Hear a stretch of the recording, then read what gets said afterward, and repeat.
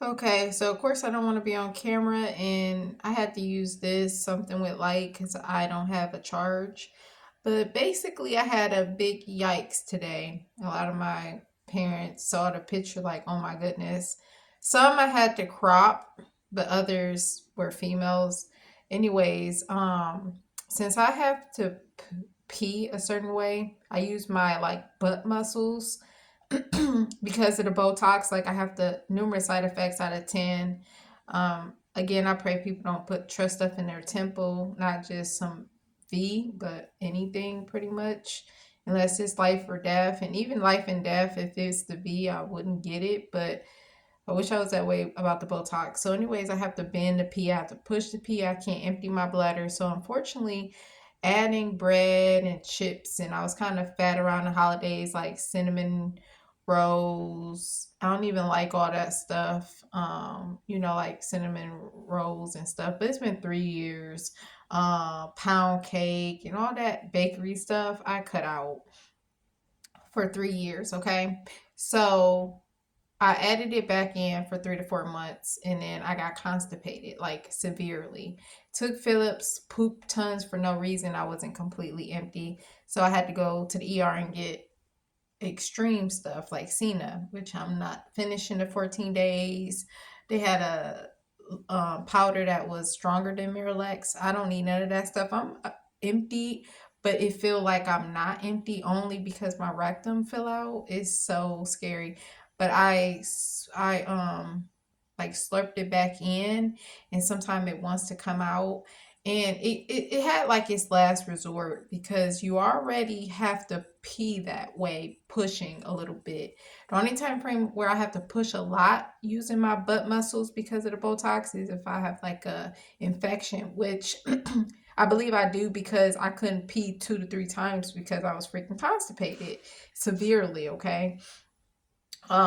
So like the picture was crazy, and I slurped it back up. So disgusting. Um, and it don't hurt, but of course my butt is like a little tiny hurt because I poop so much. But like the rectum part basically falling out. Like the whole thing, my dude. And like I said, I slurped it up. And like I'll be getting I can't talk because it's just been a long day. I'll be going to the doctors, and they have a device that'll be long term where it'll keep it in place. And if that don't work, I would have to get surgery. And I've had numerous surgeries, eye surgery when I was 6, to make sure I didn't have menstrual what is that called? Around my period. It used to be like it started when I was in a college, sophomore year, like stabbing in my anus, and that was the only time frame I ever dealt with constipation, which I had to find a pill that worked for it, which is very simple. Rapid Tylenol. Never had the issue before. No more. So the bread thing was a very big shocker because I don't deal with that. And like you don't have time to be risking your health, especially in the times we live in, if you ask me. So definitely keeping my diet. And the other thing, oh, it checked for endometriosis, which you have to have surgery for, and then the Botox surgery, which it's not really surgery. Mine's was because they had to do other things because I had interstitial cystitis, and all of the stuff that was put in me was didn't work anyways. And the interstitial cystitis was caused due to not drinking water during the day because it comes right in me and out of me, where I wouldn't be able to work basically. Which of course I have to find jobs that work for my bladder, and only certain it's limited.